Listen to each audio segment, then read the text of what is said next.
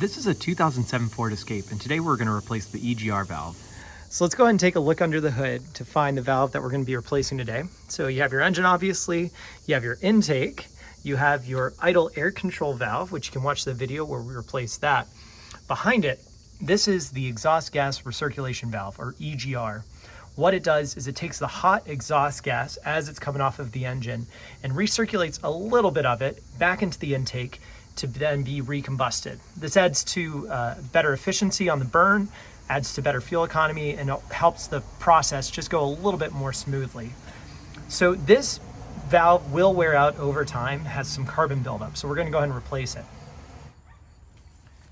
So the first thing we need to disconnect on the valve, it unfortunately is the most difficult, and that's partly because it's pretty corroded on. If you look at the bottom, you'll see this very large nut, which we're going to try to take off. You'll see there's a lot of corrosion and different buildup there, so typically this can rust. So what I'm going to do, and I'll show you guys a couple different options for what you can use to take it off. You can use a good old-fashioned wrench, which will let you really get the grip on there. If you're going to use a wrench, try to find something you can use for leverage. So for instance, I have this piece of metal. It's actually an old part of a chair that can slot with it. That gives you some additional leverage so you can create more force. You can also try your luck with a other large pair of pliers. I've had better luck with this guy because I can get a better traction on it. Some other point tips: using a rubber mallet might help, and also, and specifically using the mallet on the wrench, don't actually hit the valve, and then also being sure to lubricate the joint too. So we're going to try to see if we can work on it. If it doesn't come free, if you're really stuck, you might be a little out of luck, and it might be best to take it to a mechanic where they'll actually cut the line and reinstall it. But we're going to try our luck and see if we can get this to work.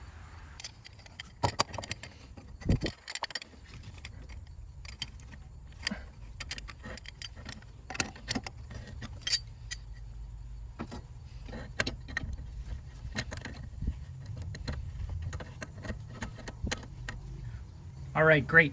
We have that valve loose. You can disconnect it all the way.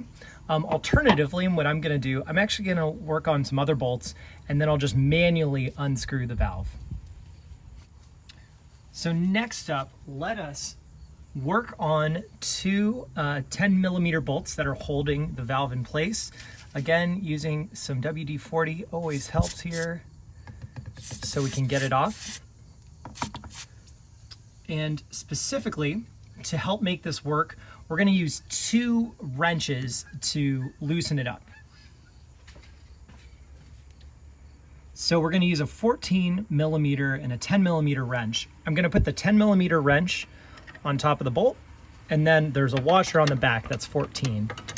And using both, that'll give us our leverage point. The washer should be welded on, but it sometimes can move. It can come free over time. So just be careful as you're doing that, and keep an eye on the washer if it does fall.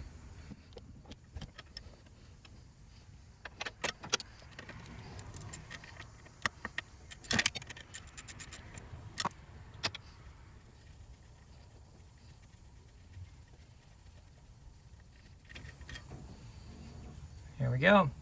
With this spalled out, let's do the other one.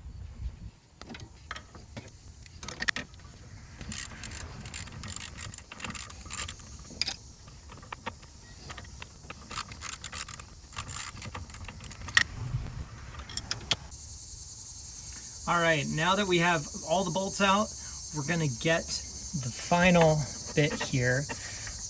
Again, you can undo this main nut, or you can just wait to take this off, holding the nut steady, and then just unscrewing the valve itself.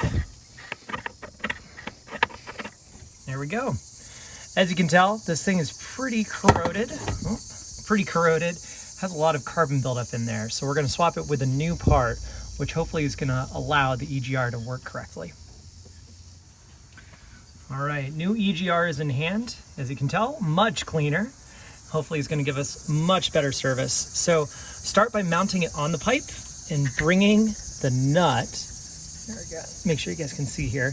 You're going to bring the nut up and mate it. Again, you can just hand thread it for now, and then once we're giving everything a full assembly, we'll want to be sure to give it a once over with the wrench, just to be sure it has a really good really good seal and fit.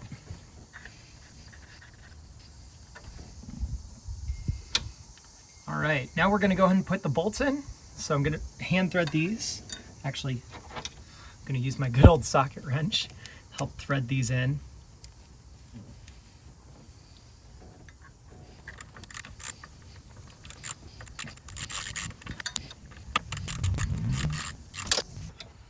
Now before we drive that screw all the way, we're going to put the other bolt in. Reason for that is we want to be sure the valve is mating correctly with the plate.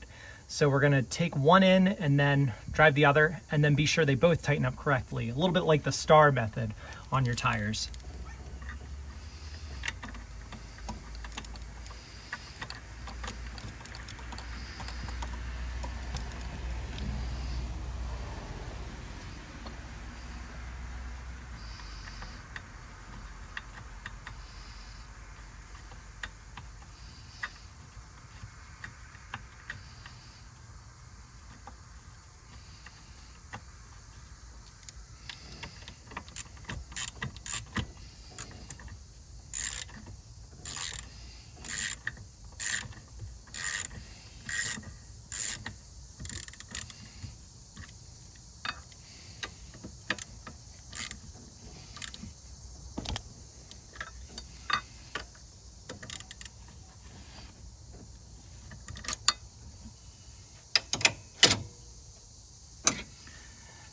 Now with our bolts firmly locked in, we're going to focus on making sure that our final valve is connected correctly.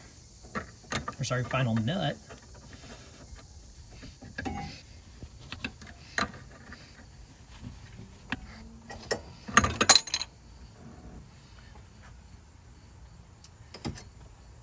Always fun when you have a wrench fall, which is why we have a magnetic tool.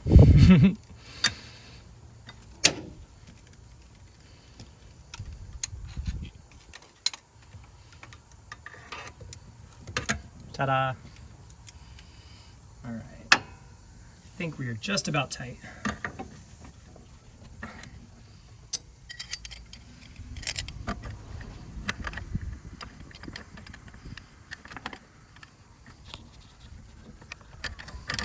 All right. And then just as a final step, we go and take our vacuum line and reconnect that on the top. Be sure this has a really good seal and connects all the way down. And it's not bad to double check all your bolts and make sure that they're all correctly connected, and especially good on, good and tight. If there's any leakage between the plate, between the valve, the EGR won't be able to operate correctly. That'll do it for this video. Please be sure to like and subscribe and leave a comment with any other how to fix it videos that might be helpful in the future. Thanks again for watching. This is a 2007 Ford Escape, and today we're going to replace the EGR valve.